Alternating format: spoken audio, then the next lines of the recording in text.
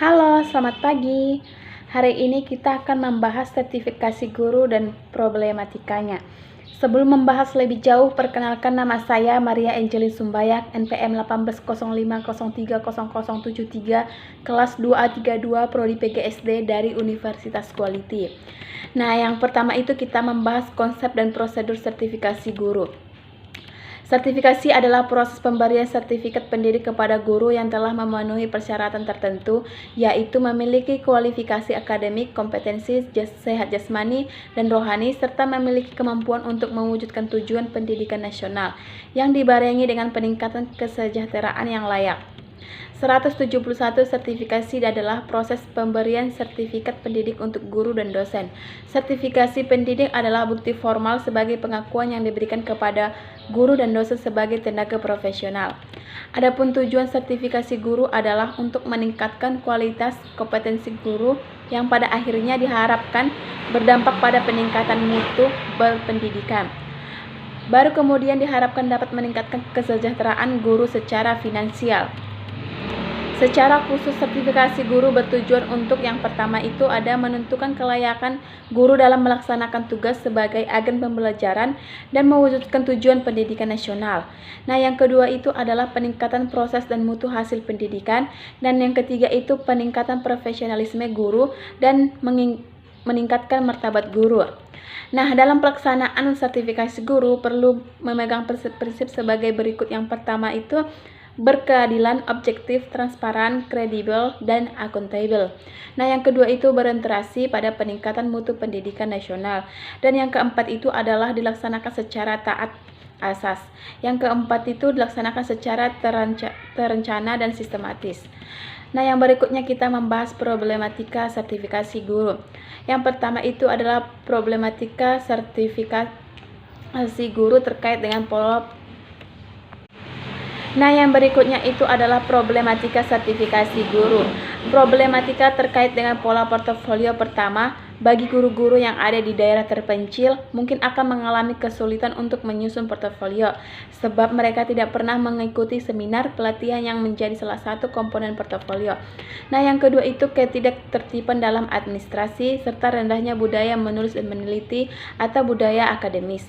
Yang ketiga itu sertifikasi dengan cara portofolio menghasilkan guru yang berkualitas rendah daripada sertifikasi dengan cara penelitian. Nah, yang berikutnya kita membahas problematika terkait dengan pola PLPJ. Yang pertama itu seringkali sertifikasi guru dengan pola PLPJ ini malah dapat mengganggu proses pembelajaran. Kedua, misalnya banyak guru yang masih gaptek atau gagap teknologi terkait dengan pelaksanaan ujian kompetensi guru, serta kurang mengupdate dirinya dengan berbagai pengetahuan dan pemahaman terkait dengan tugas utamanya yang sesuai dengan perkembangan masyarakat, karakter peserta didik, dan perkembangan iptek yang berlangsung dewasa ini. Nah, yang berikutnya itu problematika terkait dengan pola PPJ. Yang pertama mengenai pasal 1 ayat 2 dalam Peraturan Menteri Pendidikan Nomor 87 Tahun 2013 tentang program pendidikan, proses guru prajabatan dan program PPG adalah program yang berpendidikan yang diselenggarakan untuk mempersiapkan lulusan S1 kependidikan, S1 atau D4 non-kependidikan yang memiliki bakat dan minat menjadi guru agar menguasai kompetensi guru secara utuh sesuai dengan standar nasional pendidikan sehingga dapat memperoleh sertifikat pendidik profesional pada pendidikan anak usia dini, pendidikan dasar, dan pendidikan menengah. Mereka yang sebelumnya menanggung biaya kuliah yang tidak sedikit harus membayar lagi biaya yang sangat besar untuk mengikuti PPG. Apalagi para lulusan sarjana kependidikan dituntun untuk mengikuti PPG yang bertujuan untuk menjadikan guru profesional. Terlebih lagi bagi guru swasta yang notabene honor sangat minim, yang kurang kebutuhan mengajar setiap harinya saja sudah kebingungan. Nah, malah dibebani dengan biaya PPG yang segitu besarnya. Nah, yang berikutnya itu masalah pengakuan antara Akta 4 dan PPG. Program Akta 4 adalah program pendidikan singkat bagi yang profesi sebagai guru tetap dengan latar belakang pendidikan yang bukan dari fakultas kependidikan. Yang berikutnya adalah solusi mengatasi problematika sertifikasi guru. Yang pertama itu guru yang belum memiliki kualifikasi akademik S1 atau D4 cukup besar, yaitu sekitar 57%. Masalah ini kebanyakan berada di lingkungan sekolah dasar. Sampai saat ini memang masih banyak sekolah guru SD yang belum berijazah S1. Beberapa LPTK pun saat ini banyak membuka jurusan kependidikan. Terkadang masalah yang ada pada lapangan menunjukkan guru-guru yang bisa dikatakan sudah lanjut usia atau yang sudah mendekati masa-masa pensiun sudah malas atau tidak mau untuk melanjutkan kuliah lagi untuk mengambil S1 dan mereka pun masih menerima tunjangan profesi.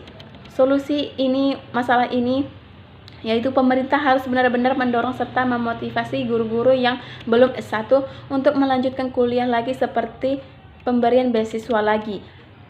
Guru yang melakukan studi lanjut dan harus memberikan sanksi yang tegas bagi guru-guru yang sulit diatur, seperti pemberian tunjangan sampai pemberhentian tugas kalau memang benar-benar keterlaluan. Nah, yang kedua itu ada masih banyak guru berpotensi yang rendah.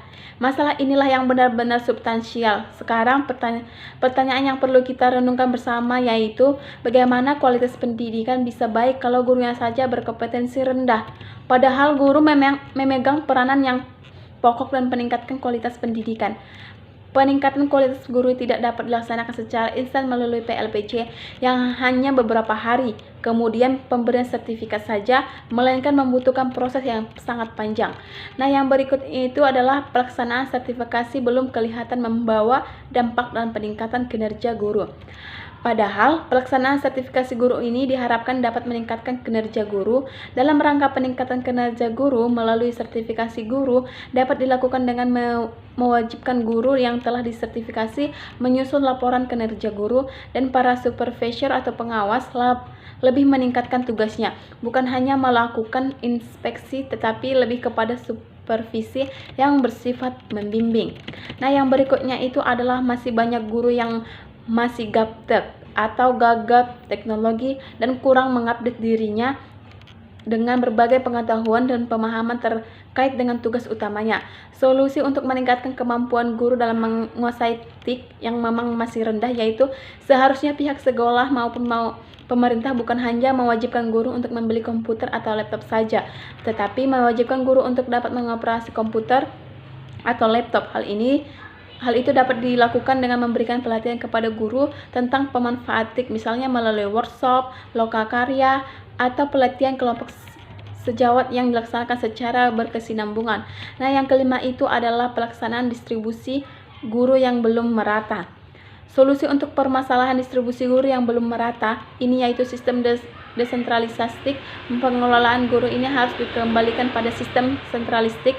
Jadi pengolahan guru memang menjadi wewenang penuh pemerintahan pusat. Kalau semisal suatu daerah banyak membutuhkan tenaga guru, sedangkan daerah lain kelebihan guru, bisa dengan mudah untuk melakukan pemerataan tenaga guru tanpa berkendala birokrasi pemerintahan daerah. Berikutnya, pemerintah juga harus memperhatikan wilayah-wilayah di luar Jawa yang masih tertinggal. Proses pembangunan yang jangan hanya berpusat di Jawa saja, akan tetapi wilayah-wilayah lain yang sangat memerlukan pembangunan untuk mengajar ketertinggalan. Yang berikutnya itu adalah proses pendataan guru yang terlalu rumit dan berlarut karena proses pendataan yang terjadi di lapangan saat ini. Banyak sekali program yang terjadi dan data guru ini memang selalu berubah setiap tahunnya. Sulit memang untuk mengetahui jumlah kekurangan dan kelebihan guru secara akurat. Hal ini dikarenakan masih banyak lagi guru yang mengajar tidak sesuai dengan ijazah, dan data yang dilaporkan oleh pihak sekolah masih banyak yang tidak sesuai dengan kenyataannya. Misalnya dalam satu sekolah, seorang guru mapel X mengajar dua mapel sekaligus dengan mapel Y, akan tetapi data yang dilaporkan ke Kementerian Pendidikan biasanya hanya satu mapel saja yang benar-benar sesuai dengan ijazahnya. Misalnya mapel X tadi yang sesuai akan menjadi jam mapel Y tadi biasanya diakumulasikan ke mapel X. Untuk melaporkan ke Kementerian Pendidikan, solusi untuk masalah pendataan guru ini yaitu sekolah harus melaporkan data guru pada adanya sesuai dengan kompetensi dan ijazah agar dapat dilakukan pemetaan. Yang berikutnya adalah dalam menyiapkan aturan dihapusnya Akta 4 di perguruan tinggi kependidikan.